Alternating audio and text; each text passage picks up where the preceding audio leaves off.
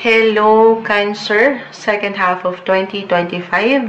Ito na po ang inyong reading. Kuha tayo ng ilang guidance, advice, messages na marahil ay kailangan yung marinig.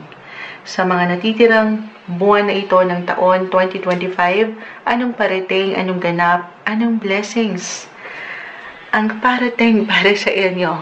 Okay, kuha tayo ng guidance.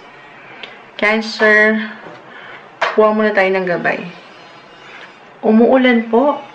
Panahon na ng tag-ulan. Blessings ang parating sa Cancer. Guidance for you.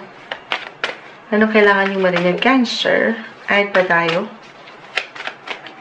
Mensaheng gabay po para sa mga Cancer.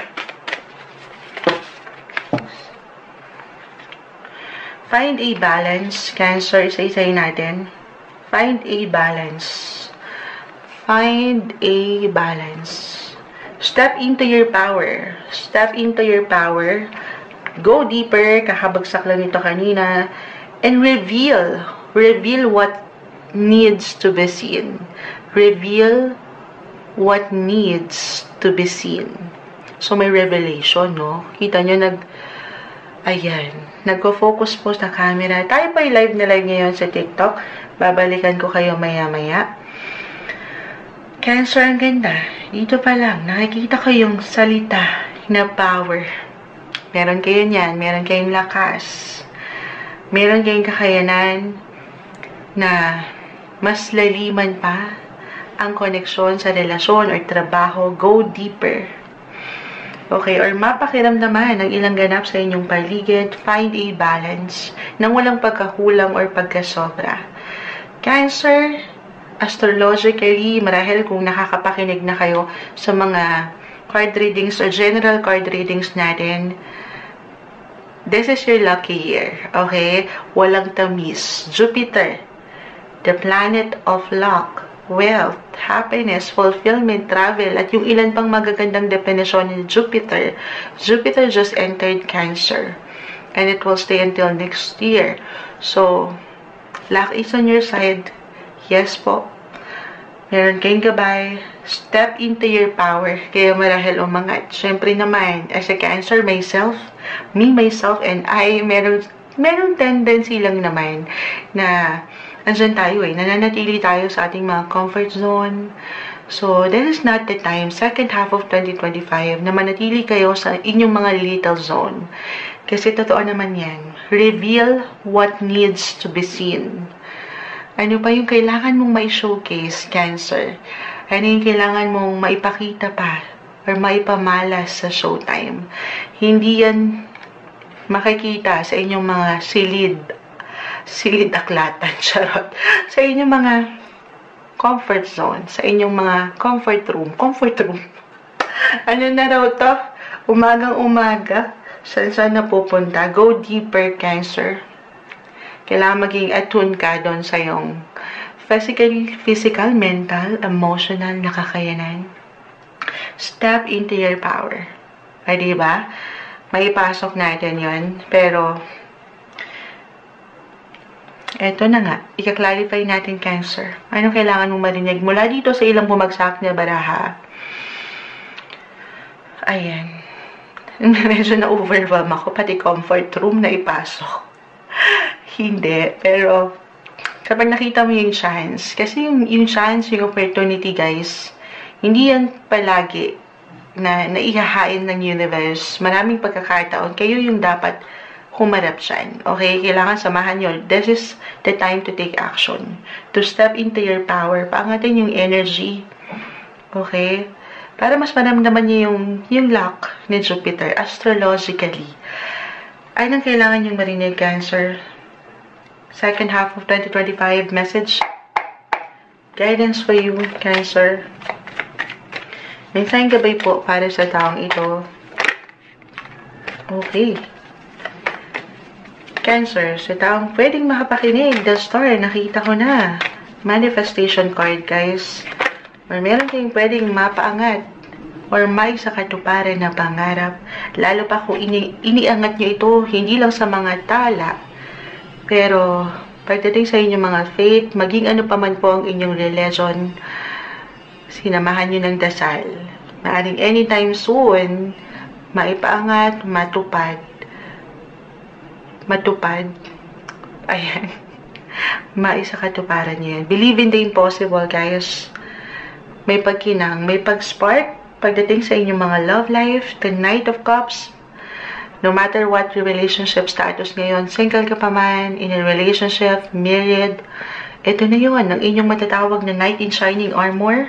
Why not? Alam nyo, kapag pumapasok, ito hindi natin nilalahat, pero kapag pumapasok si Jupiter sa inyong mga sun sign, or kung kayo merong Cancer rising in astrology, maraming o malaki yung chance na merong someone na pwedeng tumatak sa inyong mga buhay. Yes, ano yung tatatak? Pwedeng mag-iwan ng influence, at ang influence na ito could be positive or negative. But at the end of the day, pwede itong sa relasyon ha, in general, pwedeng sa trabaho or sa ilang nakakakonekta nyo. Sa huli, hindi nyo pa man yan ma-realize, positive or negative, meron at meron yung aral. Meron at meron kayong mababaon dyan. Tatatak kayo sa buhay ng taong ito or tatatak kayo sa kanya. Reversal tayo ha. Okay? So, yun lang. Mai-share ko lang. Go deeper. Mas magiging deeper or mas magiging malalim nga ang buhay relasyon din pagdating sa inyong mga commitments sa mga susunod na buwang ito. Why not? Or kumbaga, mas marireveal nyo na, may revelation, merong magka-confess, may aangat ng katotohanan, yung true feelings, love or marriage, proposal ba ito? Ayan, ang ganda. Tingnan natin. The Four of Cups, Cancer is in the 4th house, Ace of Wands, new beginnings, new opportunity, new positive possibilities. Nandito yung inspiration, yung power nyo. Okay? The Three of Pentacles. So, may mga tao rin na support akong nakikita dito na pwedeng maging susi rin para mas maganda yung flow ng buhay. Kumbaga, hindi kayo nag-iisa, angat yung ilang support. Hindi lang sa universe, pero sa mas practical, support ng ilang katrabaho or teammates, workmates, kung meron kayong mga circle of friends. May blessing din ako nakikita dyan. Mas maganda yung flow ngayon. I-claim na ba natin ito? Alam ko, ang tamis. Pero kung ano yung minamanifest nyo, not only dito sa natitirang taong ito, again, the story narito, and Jupiter will stay in your sign until next year. Ang ganda. So, may bago. May blessings. Mas maganda yung flow. Personal man or professional. Meron kayong gabay, hindi kayo nag-iisa para masigit yung maisa katuparan, yung mga gusto nyo pang marating, o yung goals nyo, yung plans nyo, yung ilang wishes nyo. Ayan, claim natin. But of course, you have to reveal, ayun o, yung kakayanan nyo. Huwag nyong isarili ninyan, na hindi ito yung taon or natitirang buwan na ito para magstay kayo dito. Siyempre, dapat i-showcase nyo yan. Okay? Yun yung pinaka-paalala ko. Kumbaga, put yourself out there. Kung gusto nyong sumakses dito na, nailatag na ng baraha, sasucess ka, Cancer. Claim na natin yan.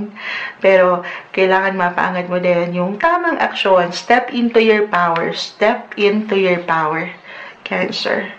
Paangatin yung energy, bagong simula, and new beginnings. Again, both personally or professionally, may magandang possibility. Paangatin, i-consider nyo din yung paraan nyo, yung strategy nyo, para mas ma-build up nyo yung kayo sa trabaho man or sa relasyon. Tayo po ay general reading. Ang ganda. At dito, mas marireach nyo yung potential. Okay? Magandang potential. Or mas mararating niya yung true happiness, true fulfillment sa inyong buhay. Hindi madali, walang perfect. Alam ko ang tamis.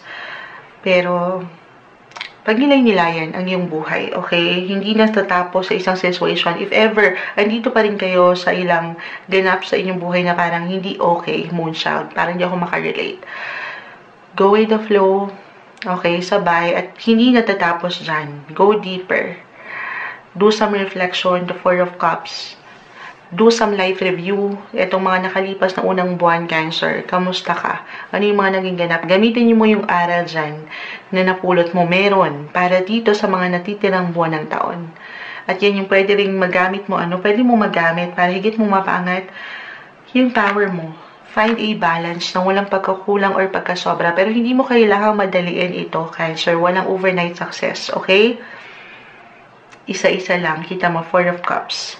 Parang ikaw ay nagninilay-nilay. Hindi mo kailangang madaliin. Sabi kasi ni Moonshot, sumakses na.